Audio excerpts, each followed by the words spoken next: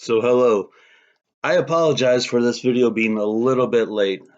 What happened is I had recorded today's message sermon from the church, and for some reason the audio did not work when I tried working with it.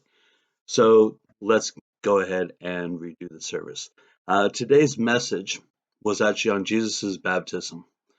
Now, when we talk about Jesus' baptism, it is mentioned in Mark chapter 3, verses 13 through 17.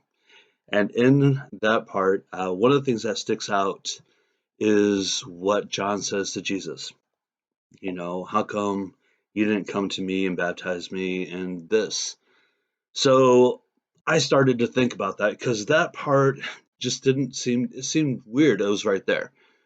And what I was thinking, and what I talked about when we had today's message, was the fact that maybe John didn't feel that he was worthy. I mean, if you think about it, let's say that you have the ability, you have the leadership in your church to be the person who can baptize. And all of a sudden, you have the Son of God, Jesus comes in, and you know it's Jesus. The Messiah, this great person comes in. How would you feel? How would you feel? Would you feel that you are worthy enough to baptize Jesus? Do you feel that you're worthy, you're strong enough? So let's substitute baptism with something else real quick. Um, would you pray for Jesus? If Jesus had came up to you and he sat right next to you and he said, "You know what? I know that you are a person who is following God and you have this ability. I want you to pray for me." Would you feel comfortable praying with Jesus or for Jesus on his behalf? If he came to you and said, um, I've got a lot of pressure on me. People are starting to hear about me. My mom, she wants me to go and uh, officiate this union of two people.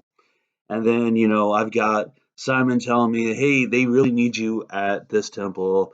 And of course, I'm supposed to be doing my tour of um, Mount Zion today, right? I'm supposed to be, or Mount Gilead, something like that.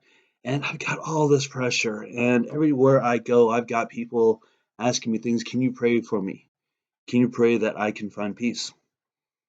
Now, when I posed that question at church earlier today, almost everyone in my congregation was agreeing, yeah, I could do that. I could pray for Jesus. Now, for me personally, when I may not feel that I'm worthy enough, I may not feel that, right now is not a good time, Jesus. Um, I know you've got a lot on your plate. I've got a lot on my plate. I just started a new position at work. Um, we've had a couple things that's going on in my position at the church. I've got to take care of this. I'm trying to deal with this. And then we just lost this one person. So I now have to basically do everything I did with that person, working with this person now. It's a lot. And I don't feel that I'm in the right place of mind to be able to do that. But that's not the right attitude, right?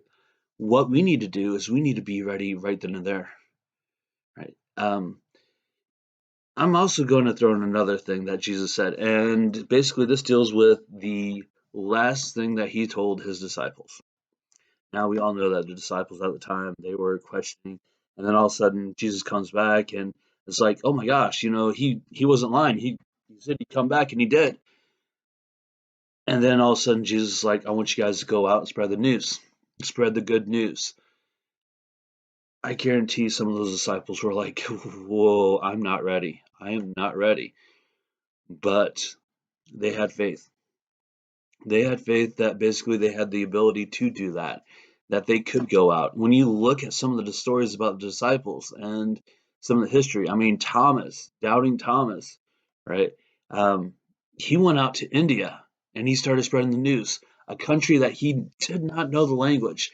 He didn't even know anyone out there, yet he did it because he was called to do it upon it that moment.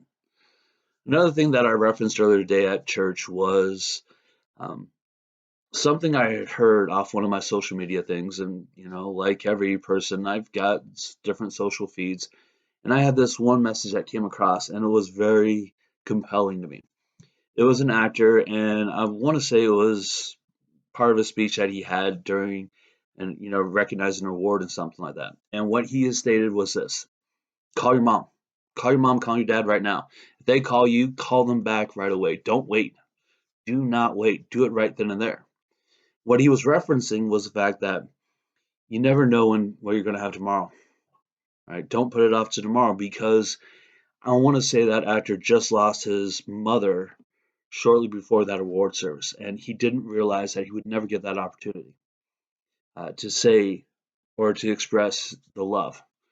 I know that personally because in this last year or so, ever since COVID, there's been a lot of different things, and I lost an uncle that, you know, more than just one uncle, but I lost an uncle, and I had this regret that I didn't tell him how wonderful of a person he was. And even if he felt like he didn't do a lot in my life, he did leave a positive image, a positive message in my life.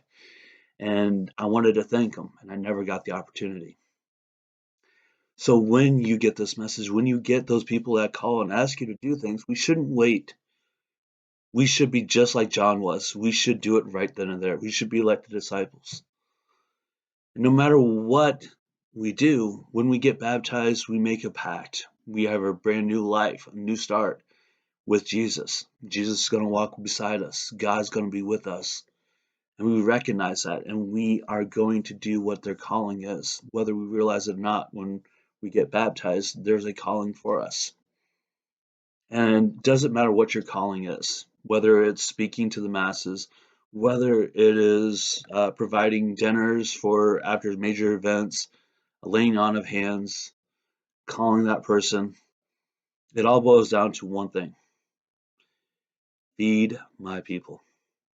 That was the message that Jesus gave to his disciples, to the followers that day. Feed my people.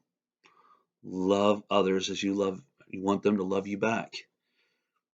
When we talked about the disciples and they went out to the world, again, a lot of these disciples went into areas that they were not comfortable with. They didn't know much about, but they had faith that they were going to be taken care of because they were taking care of other people. I remember one story about two disciples, and I want to say one of them was Stephen.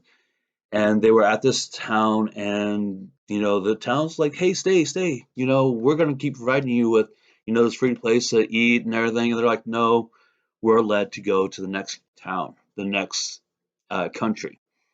And they went on a long journey, and they didn't have any money. They didn't have any food. They were starving. They literally went a couple days without food, and they arrived to this town that was completely alien to them. When they got to the town, they had people that were welcoming them.